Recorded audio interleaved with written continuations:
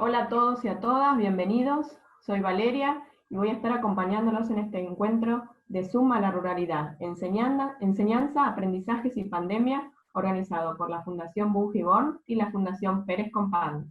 En este ciclo de encuentros estamos abordando distintas temáticas vinculadas a la educación en contextos rurales, con el objetivo de acercarles herramientas que les puedan ser útiles para transitar este tiempo de la mejor manera.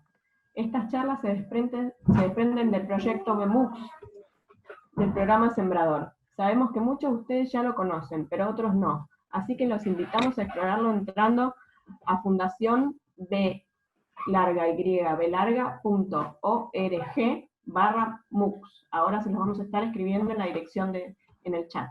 En el encuentro de hoy tenemos como invitada a Milena Rosenbitz, con su charla Enseñar Ciencias Naturales en Pandemia. La dinámica del encuentro va a ser así. Milena va a exponer durante 20 minutos y después vamos a tener un espacio para preguntas e intercambio. Para hacerlo más ordenado, les pedimos que vayan escribiendo las preguntas en el chat y nosotros vamos a leerlas en voz alta. Si no lo hicieron todavía, pueden probar escribir en el chat desde donde se están sumando para probar cómo funciona. Los micrófonos de todos ustedes van a permanecer silenciados para que no se generen interferencias de sonido durante la charla, pero estamos leyendo sus aportes y consultas en el chat. Y también pueden mencionarnos en sus redes sociales con el hashtag Zoom a la ruralidad. Además les cuento que el encuentro va a estar grabado, así que van a poder ver la charla todas las veces que quieran y compartirlas con quienes no se hayan podido sumar el día de hoy. Ahora, sin más introducción, la dejo a Milena para que empiece. Hola, buenos días a todos y a todas. La verdad me resulta súper lindo ver docentes y directivos y supervisores y bueno, diferentes profesionales de la educación, como decíamos, desde Jujuy a Tierra del Fuego, Mendoza, provincia de Buenos Aires, eh, y creo que están casi todas las provincias del país, no sé si faltará alguna, somos más de 300 acá. Así que, antes que nada, bienvenidos y bienvenidas a todas, y muchas gracias al programa Sembrador por permitir este encuentro. Para mí, la verdad que es un momento muy lindo poder compartir y charlar con ustedes en este contexto, ¿no? que tan difícil se nos hace poder continuar con las clases, siendo que no hay clases presenciales. Entonces, bueno, yo quería empezar por compartir algunos de los desafíos que vengo escuchando, que se charlan desde las escuelas, desde los docentes, y creo que básicamente hay como dos tipos de desafíos presentes, ¿no? Algunos tienen que ver con cómo sostener algunas cuestiones que tienen más que ver con lo emocional, con las rutinas, con el rol que cumple la escuela, o que puede cumplir la escuela, en que en estos momentos de tanta incertidumbre y de tanta angustia, los chicos y sus familias puedan atravesarlo, ¿no? lo mejor posible. Y la escuela en eso tiene muchísimo que aportar. Muchos padres hablan de la importancia de sostener ciertas rutinas en la casa vinculadas con la escuela, con los aprendizajes, con las tareas. Obviamente también el vínculo es súper importante y sabemos que los docentes están buscando mil y un maneras de estar en contacto con los estudiantes, ya sea a través de la virtualidad, cuando está el recurso, o a través de cuadernillos, o cuando las familias van a buscar un bolsón de comida a la escuela, o a través de recomendar ciertos recursos que pueden estar en la tele o en la radio. Entonces el mantenimiento del vínculo y el rol social que tiene la escuela en toda la parte emocional de los chicos y de sus familias es súper importante, y creo que por ahí pasan muchos de los desafíos y estrategias que se están discutiendo estos días.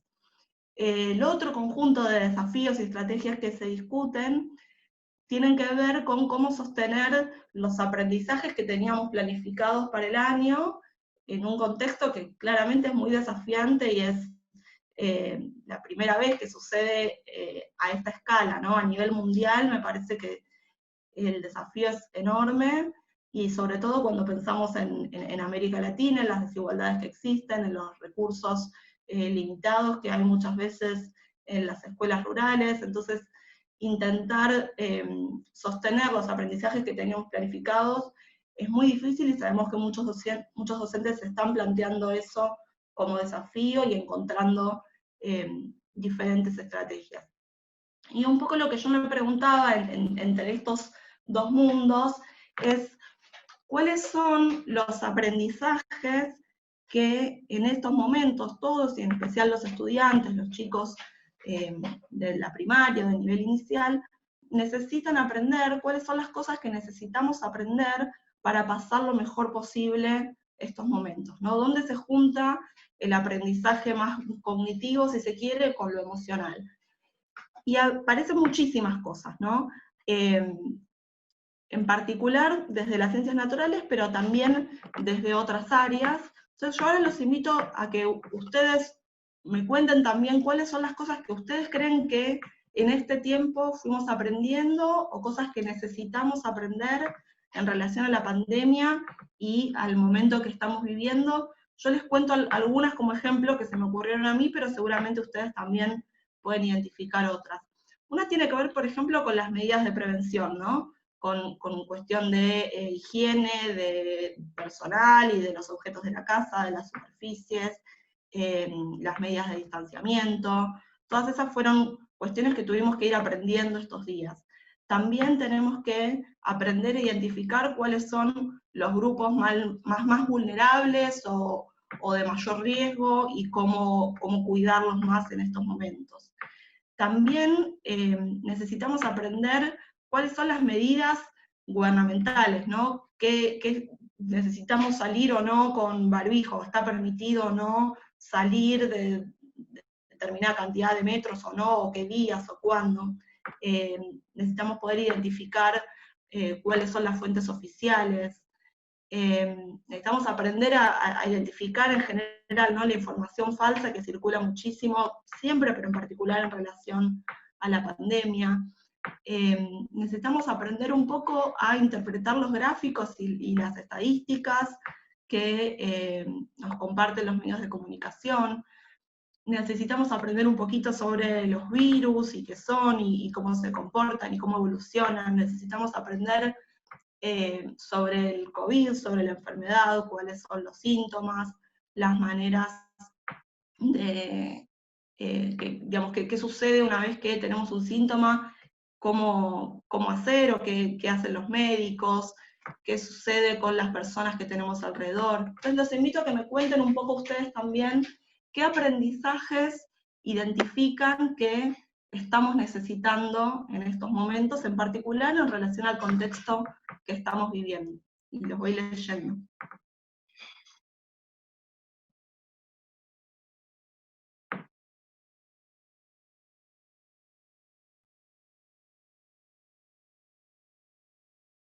Por acá Marisa, por ejemplo, dice, necesitamos también aprender sobre dengue, que es otra epidemia que estamos viviendo, claramente. Aprendizajes ligados a la convivencia, al cuidado del otro, a ser pacientes y tolerantes, a tener empatía, qué importante, ¿no?, en este momento.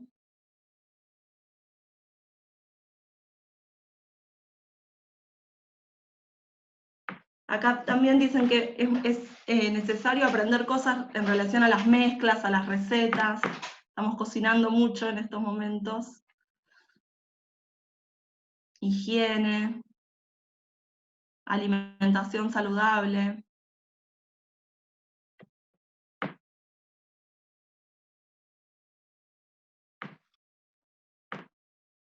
El abordaje de enfermedades desde la perspectiva ecológica, cuestiones sobre medio ambiente, en biología cuestiones sobre virus, sobre poblaciones. Acá también dicen uso de redes y apps. Claramente esta situación también nos ha hecho necesario aprender mucho más sobre tecnología, ¿no?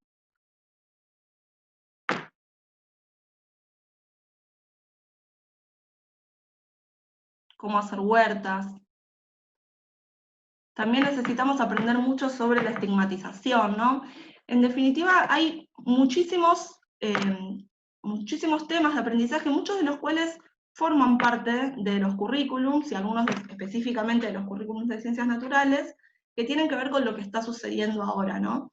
Y creo que esta no es una pregunta particular de este momento, siempre nos estamos haciendo la pregunta de cómo los aprendizajes que ocurren en la escuela pueden darse en contexto y pueden ser realmente útiles para los chicos en su día a día, ¿no? En la casa, fuera de la escuela, en el presente, en el futuro.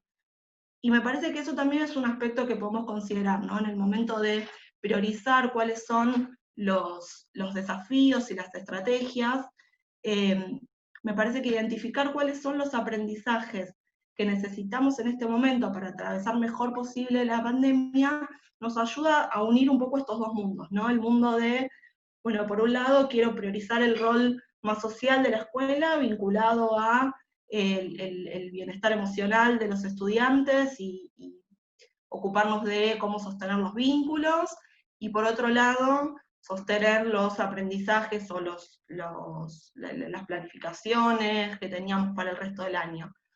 Entonces yo lo que les propongo es, pensemos un poco en eso, en cuáles son los aprendizajes que los estudiantes y todos necesitamos aprender en este momento, cuál es el rol que la escuela puede tener en esto, que sabemos que de esos aprendizajes muchas veces los medios en este momento se están ocupando, hay muchas cosas que estamos aprendiendo a través de los medios de comunicación, pero me parece que la escuela tiene un rol clave e irreemplazable, y entonces podemos empezar a pensar, bueno, qué desde la escuela y en particular desde las ciencias naturales y en relación con otras áreas podemos hacer para que los estudiantes aprendan sobre estos temas. Estoy viendo si hay algún otro tema que hayan nombrado por acá. Habla mucho de los cuidados personales, de la construcción de valores, fortalecer el ámbito familiar. Entonces ahora vamos a hacer otra actividad que en principio parece un poco desconectada y después vamos a volver, que es la siguiente. No sé si llegan a ver acá, llegan a ver todos esto, es una pequeña plantita en una maceta. Yo estoy en una zona urbana, seguramente los que están en zonas rurales deben sentir un poco de lástima de mí en este momento, esto es lo más parecido al verde que tengo a mi alrededor. Pero les voy a proponer lo siguiente. Esta es una plantita chiquita, tiene poquitas hojas, y lo que les voy a proponer es que pensemos preguntas, ¿sí?, que nos podamos hacer sobre esta planta, ¿sí? Valen cualquier tipo de preguntas. Una sugerencia es que piensen en preguntas que empiecen con por qué, cómo, dónde, cuánto, ¿sí? Y las anoten en el chat también. Yo voy a tratar de ir recuperándolas.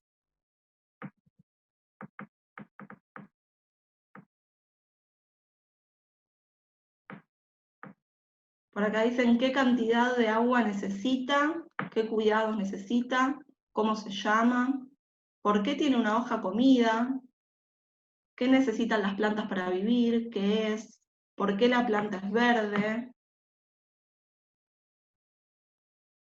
cuánto hace que la tenés, en qué época del año hay que plantarla, cómo se reproduce, qué cantidad de sol necesita, cómo la sembré o cuándo la sembré, es comestible o no, por qué necesita tierra, cuál es su nombre científico, tiene flores, cómo se llama, cómo respira, es perenne, parece un naranjo, qué cuidados necesita, se adapta a todo tipo de ambiente, es de interior o exterior, crecerá mucho en esa maceta, da frutos, se le caen las hojas, sirve como factor medicinal, qué tipo de lugar es necesario para que pueda crecer, por qué ese recipiente, qué tipo de clima es el conveniente, qué planta es, qué tamaño tendrá, por qué la tengo, es autóctona, qué tipo de sustrato necesita, si la puedo tener en un balcón, si es un ser vivo, por qué, si es adecuada la maceta, si la compré o la sembré, si la pongo en el piso del patio crecerá, es exótica, se puede trasplantar, ¿por qué ese color? Colabora a la fitorremediación, ¿Cómo mejoro la tierra? Fíjense la cantidad de preguntas que surgen. Hermoso, esto me encantaría, después podríamos juntarlo y enviarlo, ¿no? Como una colección de preguntas.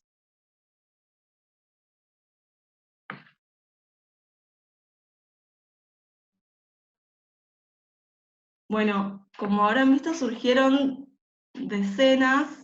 Hay preguntas, como les decía, ¿no? Algunas tienen que ver con el por qué. Entonces me preguntan por qué la tengo en esta maceta, o por qué la compré, o cómo la conseguí. Hay algunas preguntas que empiezan más con cómo, con qué o cuántos. Las afectan las heladas, si es mejor rociarla o regarla con agua. Algunas tienen que ver con comparaciones, ¿no? Si está mejor en el interior o en el exterior, o con más o menos sol, o más o menos agua. Bueno, voy a dejar la plantita un segundo. Y lo que quería hacer es una primera clasificación de estas preguntas, ¿sí? Fíjense que hay algunas de las preguntas que surgieron que se pueden responder de una manera bastante fácil, ¿no? Y empírica. Hay preguntas que se pueden responder observando la planta, midiendo algo, contando, comparando, realizando algún experimento sencillo, ¿no? Por ejemplo, cuando preguntaban cuántas hojas tiene, bueno, agarro y las cuento, ¿no? Digo, tiene 1, 2, 3, 4, 5, 6, 7, 8. Listo, respondí la pregunta, ¿sí? O qué color tiene, bueno, la miro y es verde, respondí la pregunta. ¿Qué tamaño? También la puedo medir. O sea, hay preguntas que tienen que ver con lo empírico, con la observación, y que para responderla necesito utilizar algunas de las habilidades, lo que llamamos habilidades de pensamiento científico, o modos de conocer, o hay diferentes nombres, pero que básicamente tienen que ver con estas habilidades cognitivas, científicas o cognitivo-lingüísticas, como observar, describir, clasificar, medir, comparar. Algunas son un poquito más complejas, como por ejemplo las preguntas que tienen que ver con si necesita mucho sol o poco sol, o mucha agua o poca agua, o si crece en el balcón o no, pero también se pueden responder de una manera empírica. Puedo, por ejemplo, poner mucha agua y ver qué le pasa a la planta, o ponerle poca agua. Si yo tuviera dos plantas, en realidad para responder bien la pregunta, lo ideal sería tener dos plantas iguales, en las mismas condiciones, ¿no? O sea, con la misma maceta, la misma cantidad de tierra, regarlas de la misma manera, y ponerlo, por ejemplo, en dos condiciones diferentes de sol. Entonces ahí puedo responder la pregunta de qué cantidad de sol es mejor para esa planta. Y también voy a tener que pensar la manera de medir eso. Bueno, ¿qué quiere decir mejor? ¿Que crece más, que tiene más hojas, que es más alto? Lo mismo si quiero saber qué cantidad de agua es necesaria. Puedo tener dos plantas iguales en las mismas condiciones, con el mismo sol en este caso, y regar de dos maneras diferentes. A una le pongo poquita agua, a otra le pongo mucha, y comparo. Ahí ya estoy haciendo lo que se llama un diseño experimental, entonces estoy utilizando más habilidades, y habilidades un poco más complejas, ¿sí? O sea, no solo observo y describo, sino que tengo una pregunta muy clara y tengo que tener lo que se llama una predicción. Tengo que poder pensar qué resultados debería observar yo en caso de que mi hipótesis fuera cierta. Por ejemplo, si yo digo, bueno, creo que yo quiero averiguar cuánta agua necesita, ¿no? Si necesita mucha o poca agua. Entonces, tengo que plantearme una hipótesis, tengo que decir, bueno, yo creo que esta planta va a crecer mejor si tiene mucha agua. Entonces, si eso es cierto, ¿qué pasa? La planta que yo le puse más agua va a crecer mejor, más linda, más alta o con más hojas que la que le puse menos. Esa sería mi predicción, cuál es el resultado esperado en base a mi hipótesis. Entonces, puedo hacer el experimento, luego comparo los resultados con las predicciones y respondo mi pregunta, ¿sí? Hay otro tipo de preguntas que hicieron que no son tan fáciles de responder empíricamente, que tienen más que ver con teorías o con definiciones o con el porqué de algo, ¿no? Cuando preguntamos si es un ser vivo o no, o por qué es un ser vivo, qué es un ser vivo. Bueno, ahí hay como toda una historia, ¿no? En ponernos de acuerdo. Digo, ahora en la escuela tenemos definiciones, pero hay como toda una historia de la ciencia, ¿no? Detrás de definir qué es un ser vivo. En definitiva, es una concepción humana, ¿no? Una definición que tuvimos que armar de qué es un ser vivo. En general, las preguntas que tienen que ver con el por qué son un poco más difíciles de responder empíricamente. Entonces, les decía, fíjense, hay en principio ya como dos tipos de preguntas diferentes. Las que puedo responder a partir de una observación, a partir de observar, describir, clasificar, hacer un experimento, y preguntas que para responder necesito ir un poco más allá, que son preguntas como un poco más grandes, son más teóricas, que por ahí para responderlas tengo que hacer una gran investigación, o la tengo como que dividir o desglosar, digamos, en preguntas un poco más chiquitas. Entonces, a partir de esto, quería hacer la siguiente conclusión. Fíjense que al trabajar un ratito nomás con esta pequeña plantita, si tienen mucha curiosidad, les cuento, creo que es un naranjo o tiene que ser o naranja o limón, porque fui tirando las semillitas así y crecieron. Les decía, a partir de trabajar con estas preguntas, seguramente podamos aprender algunas cosas que tienen que ver en particular con las plantas, con los seres vivos, con el hecho de que las plantas necesitan agua y sol, podemos aprender sobre la fotosíntesis, podemos aprender sobre el crecimiento, sobre la tierra, y también podemos aprender toda otra serie de contenidos, como el hacerse preguntas, el observar, el clasificar, el medir, que forman parte de lo que la ciencia, a veces, o la didáctica de la ciencia llamamos el proceso, ¿no? De la ciencia, o el método científico. Que últimamente preferimos no hablar tanto de un método, sino de una serie de metodologías o un abanico de estrategias, porque en la práctica no se dan todas paso a paso en un laboratorio, digamos, que uno llega y tiene, bueno, la pregunta, la hipótesis. Son una serie de estrategias que se van combinando de manera diferente, pero que son estas que les mencionaba, como formularse preguntas, medir, comparar, clasificar, observar, formular hipótesis, formular predicciones, identificar patrones, formular conclusiones, buscar evidencias. Esos son como dos grandes contenidos en las ciencias naturales, los que tienen que ver con conceptos, ¿sí? con los productos de la ciencia, digamos, los conocimientos que fuimos aprendiendo a lo largo de años y años de investigaciones, y por otro lado las habilidades de la ciencia, como estas que les mencioné. Eso es un poco también de en lo que nosotros nos focalizamos en el curso que estamos haciendo en el MOOC. Acá les pasaron el link del curso de enseñanza de las ciencias naturales. ¿Por qué esto es importante en este momento, ¿no? Obviamente es difícil trabajar estas habilidades cuando no están las clases presenciales, pero hay algunas maneras de hacerlo. Yo lo que estuve mirando fueron los cuadernillos que se enviaron desde Nación y otros que hay también desde distintas provincias con materiales de ciencias naturales, ¿no? Y de todas las áreas. Y a veces está la sensación de que para poder trabajar este tipo de habilidades necesitamos hacer experimentos muy complejos, o tener un laboratorio, o estar sí o sí con materiales y con recursos. Y bueno, por un lado está la posibilidad de hacerlo con materiales que tenemos a mano, con una plantita, con el propio cuerpo humano, pensando en los sentidos, o con cosas que encontramos en la casa.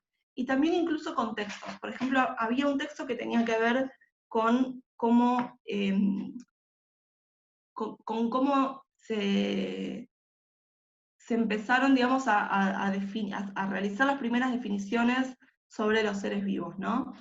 Que tenían que ver con esto de si existía o no la generación espontánea de los seres vivos. Entonces hay un texto muy interesante en uno de los cuadernillos de Seguimos Educando, que cuenta la historia de cómo Redi puso carne en 2 frascos, por ahí algunos lo conocen, y veían, bueno, qué pasaba si yo dejaba el frasco tapado o no, y a partir de eso iba viendo que para que el frasco se pudriera y aparecieran moscas, en realidad el frasco tenía que estar abierto, tenía que permitir de alguna manera que las moscas pusieran sus huevos, ¿no? Entonces, a partir de eso, él concluía que los gusanitos que aparecían, que en realidad eran las larvas de las moscas, no surgían de forma espontánea, ¿sí?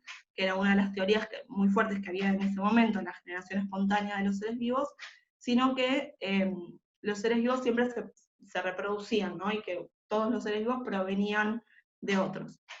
Entonces, con un texto, sin tener ningún material, uno puede hacer un trabajo parecido, tratar de identificar cuáles son las preguntas, cuáles son las posibles respuestas o las hipótesis, cuáles son las predicciones, o sea, qué debería suceder en un experimento si es que esas hipótesis son verdaderas o no. Puede identificar también diferentes tipos de preguntas, las que son investigables empíricamente versus las que no.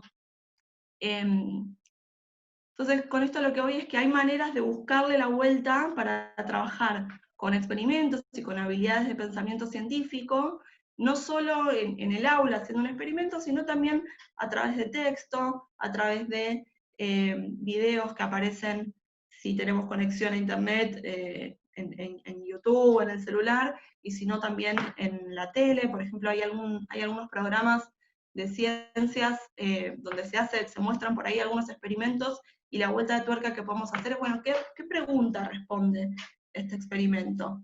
¿Qué debiera pasar si la respuesta correcta fuera esta, y qué debiera pasar si la respuesta correcta fuera otra? Con lo cual, repito, no necesitamos, obviamente siempre hay algo de la presencialidad, muchas cosas de la presencialidad que no se pueden reemplazar.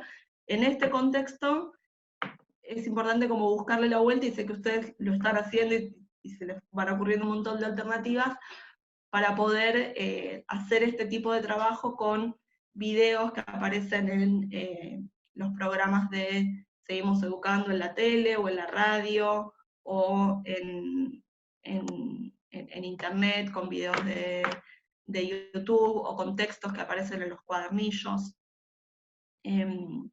Esta manera de mirar la ciencia, digamos, justamente es eso, es una manera, no es necesario un laboratorio, sino tener esta actitud, ¿no? Como de indagar, de hacer preguntas. Esto es mucho de lo que trabajamos también en el curso, que tiene que ver con pensar en las ciencias no tanto desde la ciencia como un conjunto de conocimientos, sino pensar en las ciencias también desde la incertidumbre, desde las preguntas, que es un poco el corazón de la ciencia. La ciencia no tiene sentido si no hay incertidumbre, si no hay preguntas por responder. Y en este momento donde hay tanta incertidumbre, ¿no? Tantas preguntas por responder, y a veces eso nos genera un poco de angustia, me parece que acercarnos a los estudiantes a través de esto lindo que tiene la ciencia, que es el gusto por las preguntas, el no sentir que ante una pregunta inmediatamente tengo que tener una respuesta, que es algo que en este momento no nos pasa con la pandemia. Poder buscarle lo lindo a pensar preguntas, a pensar maneras de responderlas, es también una manera de vincular estos dos mundos que les decía, ¿no? Por un lado el acompañamiento más emocional, y por otro lado el trabajo con los aprendizajes del currículum. En particular, algo que está sucediendo ahora es que además de la pandemia estamos atravesando lo que se conoce como una infodemia, que es la circulación masiva de información y muchas veces de contenidos falsos, ¿no? Y eso también genera muchísima angustia, porque a veces uno ya no sabe cómo a qué creerle, ¿no? Y pensar en la ciencia como una disciplina que nos conecta con nuestra propia capacidad de construir conocimiento, de hacernos preguntas y de buscar respuestas, nos da un poquito más de habilidades para chequear esa información que nos está llegando, ¿no? Por lo pronto, esto que hicimos de pensar las preguntas como aquellas que se puedan responder empíricamente versus las que no, también es parecido a cuando nos llega una información, poder pensar, bueno, esto es una opinión, una postura, algo que tiene que ver con lo que va a suceder en el futuro, o me están hablando de algo que sucedió, que está sucediendo, que está basado en algún dato. Porque si es así, yo lo puedo chequear. Puedo recurrir a fuentes en las que yo confíe, puedo, si es una imagen, buscarla en Google para ver si ya apareció antes. Entonces, bueno, mi idea era compartir un poquito esto, algunas ideas y recursos para que pensemos cómo relacionarlos con la infodemia y con un poco la angustia que nos genera esta situación, aprovechando los recursos que ya tenemos en las casas, en la escuela y en los temas que venimos trabajando en el currículum. Entonces ahora, bueno, lo abro a preguntas o a cuestiones que quieran comentar y seguimos charlando de esta manera, si les parece, y aprovecho una vez más para agradecer al programa Sembrador y a todos ustedes por estar acá.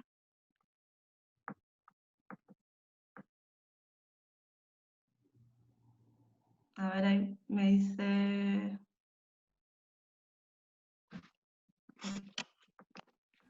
¿Me escuchan ahora? Sí. A ver. ¿Me escuchan? Gracias, Mile. Bueno, te hago una pregunta que pasó hace un rato, pero me parece importante retomarla. Es cómo desarrollamos los conceptos de las ciencias naturales a distancia y sin conectividad, solo con material escrito. Creo que el ejemplo en la planta apuntaba a eso, pero te repito la pregunta ya que la hicieron e invito a todos a los que quieran hacer alguna pregunta que la escriban en el chat. Sí, obviamente esta es la gran pregunta que tenemos, ¿no? ¿Cómo hacer para seguir enseñando los contenidos conceptuales a la distancia? Ahí obviamente depende muchísimo de los recursos. En el caso de las escuelas que cuentan con conectividad, hay muchísimos recursos en Internet y uno puede utilizar textos y hacer diferentes actividades con esos textos, con imágenes, con videos. Y en el caso de que no haya conectividad, hay que recurrir a otros recursos, ya sean a cuadernillos impresos, a la tele. En ese sentido creo que está bueno para los docentes tratar de identificar cuáles son, en el caso por ejemplo de que los estudiantes tengan tele, cuáles son los programas que se están emitiendo ahora que se relacionan con algunos de los contenidos que quieren enseñar. Y dar algún apoyo muy concreto, muy específico, para poder trabajar sobre esos contenidos, porque creo que acá es clave no solo que los chicos escuchen, digamos, o miren pasivamente, sino que puedan hacer un trabajo como más metacognitivo, ¿no? Entonces darle algunas pequeñas herramientas para que los chicos miren eso y se pregunten, bueno, ¿qué aprendieron? ¿Qué es lo que nos están queriendo enseñar? ¿Qué preguntas les quedan a ellos? Si cambió algo de lo que ellos sabían sobre ese tema a partir de lo que miraron, y depende, bueno, obviamente muchísimo del contenido, del recurso que se esté trabajando. Pero me parece que mucho de lo que necesitan ahora los chicos son algunas herramientas para poder conectarse ellos con el aprendizaje, y también los padres, ¿no? Tener algunas guías como muy claras cuando no está ese vínculo diario o casi diario que tenemos en la escuela con los chicos o con las familias, poder desarrollar algunas herramientas que les permitan tener un poco más de autonomía frente a los recursos con los que van a trabajar los chicos. Preguntas claves, guías claves. Muchos están pidiendo qué contenidos prioritarios recomendás vos para primaria, y en ese sentido sumo también que están pidiendo qué experiencia se podría hacer para zonas rurales. Bueno, a ver, yo todo lo que estuve diciendo lo traté de pensar tanto para escuelas rurales como para las que no. Si hay algo que yo haya dicho que piensan que específicamente no sirve para escuelas rurales, por favor díganmelo y tratamos de pensar alguna alternativa. La primera pregunta decía qué contenidos priorizaría yo. Exacto. Me parece que eso para depende primaria. para primaria. Depende muchísimo del contexto. Cada provincia tiene su propio currículum, por más que obviamente todos estén basados en los NAPS. Así que me parece que ahí hay mucho, obviamente no depende de mí, sino de las prioridades que ya hayan establecido los diseños curriculares, las escuelas en sus planes institucionales, los docentes en función de su grupo. Así que no creo que haya una respuesta única. Personalmente sí me parece interesante pensar en contenidos que estén vinculados con lo que estamos viviendo ahora, porque me parece que los chicos muchas veces tienen esta sensación de, bueno, ¿y esto para qué me sirve?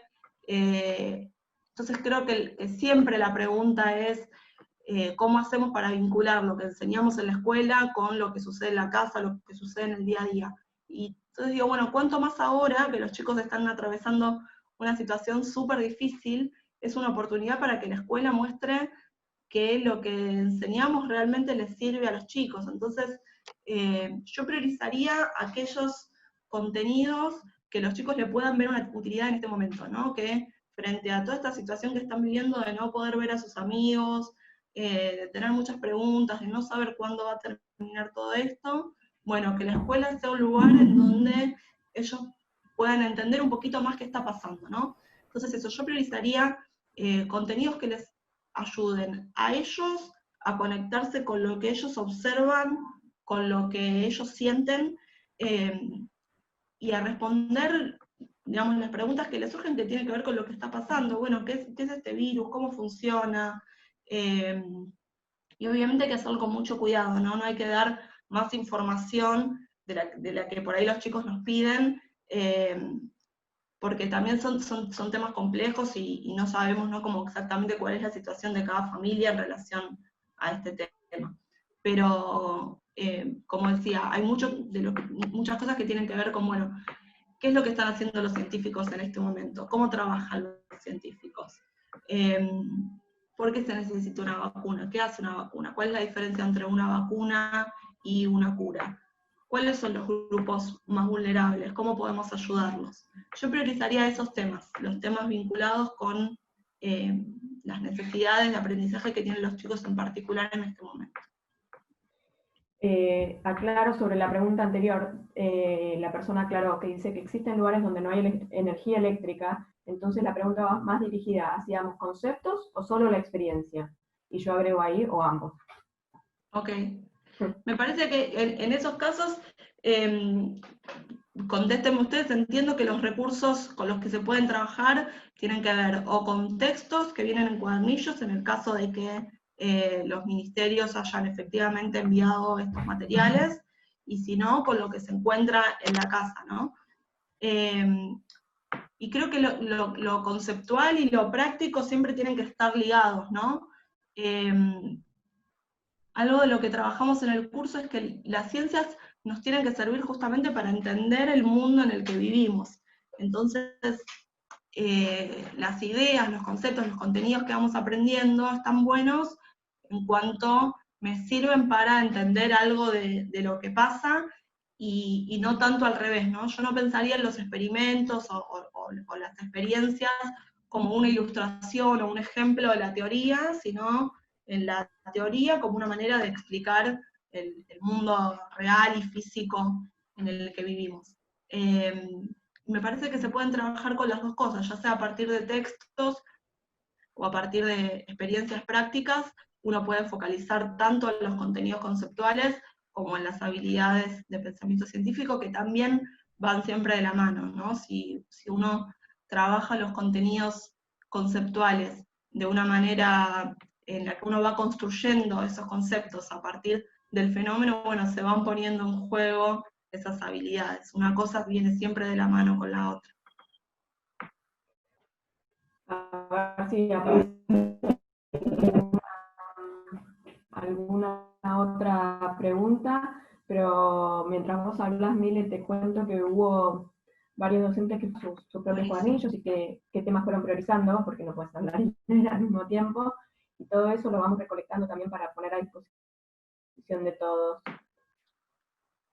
Acá, por ejemplo, dicen, los chicos han descubierto en el hogar miles de materiales y de experiencias posibles, como posibles aprendizajes, como las mezclas, la exploración de los materiales en propiedades y posibilidades de utilización. Totalmente, y la cocina ahí es un laboratorio hermoso, ¿no? Uno cuando cocina puede aprovechar para observar los materiales, describirlos, para medir, para comparar, para hacer mezclas y ver qué pasa, ¿no? Describir los materiales antes y después de la mezcla.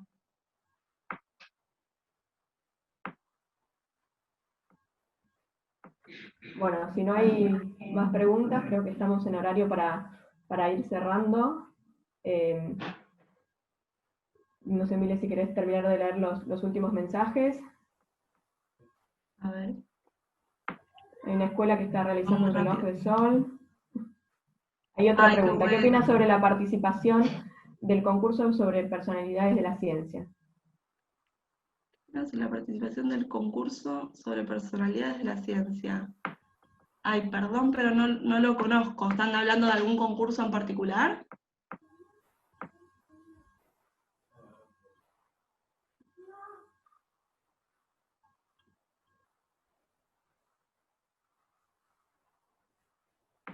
Bueno, ahí respóndame eso mientras voy respondiendo otras. Preguntan cómo evaluar.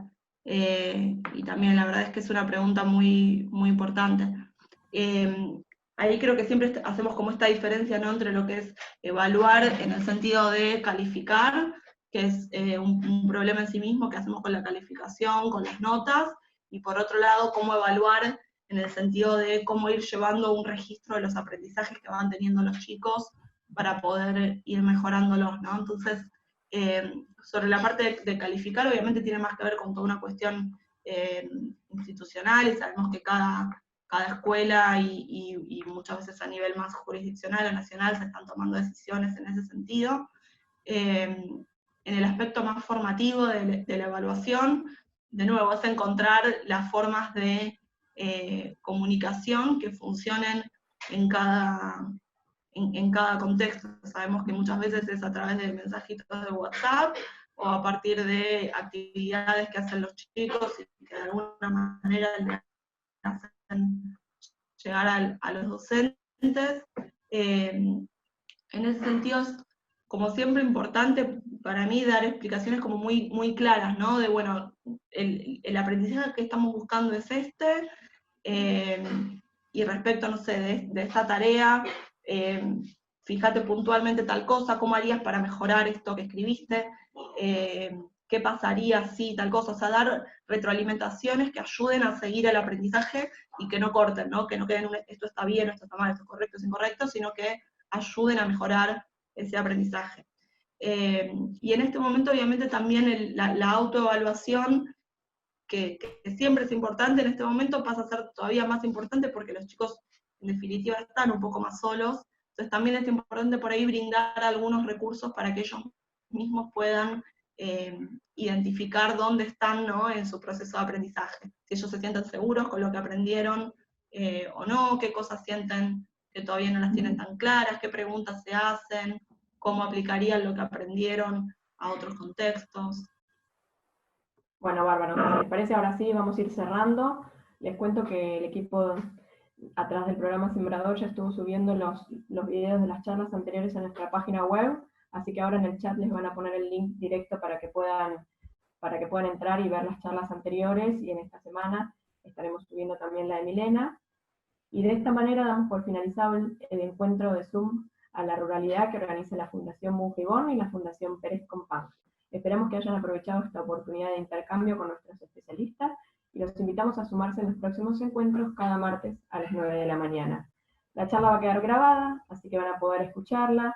Les recordamos que este espacio forma parte de las capacitaciones virtuales de los MOOCs del programa Sembrador, que pueden encontrar entrando a www.fundacionbelarga.org/MOOCS, y también lo vamos a dejar escrito en el chat.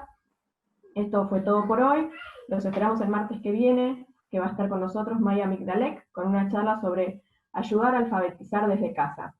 Si todavía no se anotaron a esta charla, lo pueden hacer ingresando al mismo formulario que utilizaron para participar del encuentro de hoy. Nuevamente, muchas gracias, Milena, por tu tiempo. Muchísimas gracias a todos por la participación. Recuerden también, si no les llegan los mails, que pueden rechequear en spam. Alguien puso que le había llegado la parte de promoción. Revisen, porque estamos mandando por un lado los mails con los links para entrar a cada charla, y por otro lado los mails con las charlas anteriores. Así que están recibiendo muchos mails de parte del programa Sembrador. Les dejamos los links entonces ahora en el chat, y muchísimas gracias a todos por la participación. Muchas gracias a todos, que tengan buen día y buena semana.